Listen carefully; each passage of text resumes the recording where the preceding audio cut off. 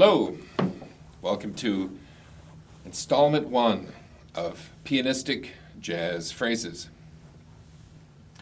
Jazz has as its foundation the blues, and so we're going to take the very first session here to show you a blues run, which is based on the fundamental principle of the keyboard, its topography or shape. The white keys are longer and lower. The black keys are shorter and raised.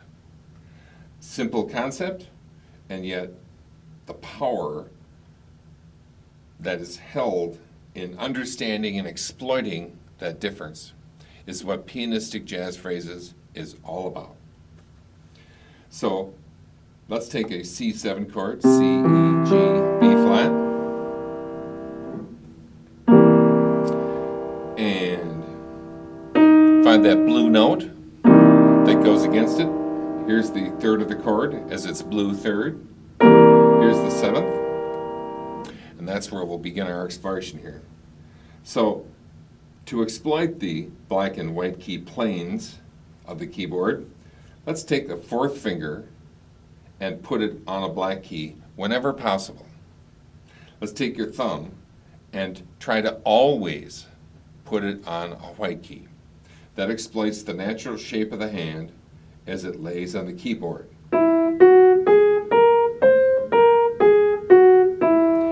That's how Chopin started everybody off playing the piano. Long fingers on the black keys, short ones on the white ones. We're going to take advantage of that like crazy. So here is a shape with a fourth finger on a black key and a thumb, a tritone lower, on a white key. B flat E, A flat D, G flat C,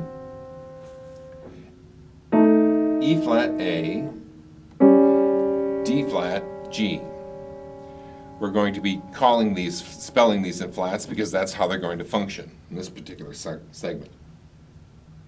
So let's take that and start it from the 7th of C7 and the blue third, and the 7th and the blue third, see what we get. This nice, uniformly shaped, descending pattern.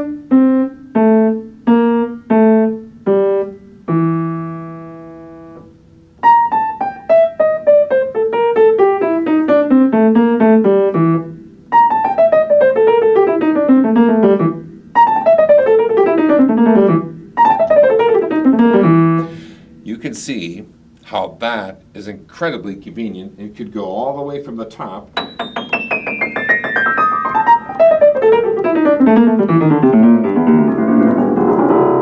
literally to the bottom of the keyboard, all in one long swoop. So let's see how many chords have a black key here, a white key here for the 3rd and the 7th, and then the 3rd down to this 6th degree of the scale, you could call it. And we'll start with C, since that's where we went. 7, 3, 7, 3. Up the circle of fourths to F. That's a little deep, let's try it here. 3rd, 7th, 3rd, 7th, 3rd, 7th. Let's try B flat. That's the next one, B flat. B flat 7.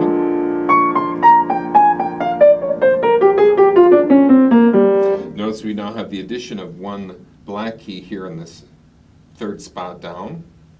So the shape is no longer uniform in topography, but the outsides, the important parts are. Let's go to E flat.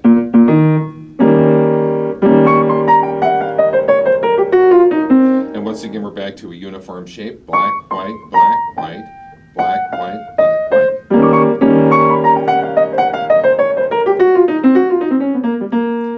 The rhythmic variations are not innumerable, just very large. Here's A flat 7. Now the blue 3rd, C flat, happens to be a white key. Well, your 4th finger can handle that white key in a way that's so not available for your thumb to handle a black key. 4 can go on a white key, but your thumb's really not very comfortable in this rapid stuff being on a black key. So we get this, C flat, B flat, A flat, F, G flat, F, E flat, C.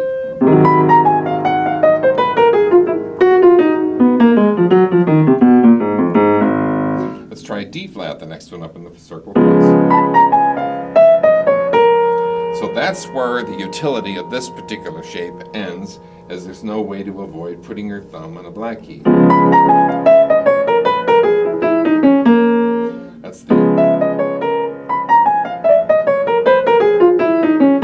That's the way to avoid putting your thumb there, but you have to shift fingerings, and we're trying to keep this uniform fingering. That's one of the things that makes a pianistic jazz phrase pianistic, not having to think about the fingering. Uniformity. So let's go backwards now from C. We managed to stop at D flat, but that wasn't happening. A flat was our end point. Let's go down one to G7. So that starts on a white key. That's no problem. It also ends on a white key. That's also no problem. And let's go down on their 4th to D. We get this. So far, so good. But there's our thumb winding up on another black key. Not a good idea. So the 7th chords, which will take this run of the black key, sometimes the white key, but this tritone shape filled with half step, whole step, minor third, kind of a nice progression of intervals, are G7, C7, F7, B flat 7, E flat 7, A flat 7. 6 notes, half the available chromatic roots. So, to recap, we have this shape, black key, white key, sometimes white key, sometimes an added black key, but always a tritone. Here's a white key tritone. Here's another white key tritone. Well, we use both of them, right? That one and this one. Okay. So, in segment 2 of pianistic jazz phrases, we're going to take the sharp keys, D, A, E, B, F sharp, and C sharp. They can be spelled either way, and they're going to function like sharps. And we'll show you the second kind of run that fingers exactly the same way, has exactly the same function, starts in a different place. All our segments are dedicated to the memory of Art Tatum, a mostly blind pianist who felt his way through the topography of the keyboard and pianistic jazz phrases to greatness. And hopefully you and I can find our way there as well.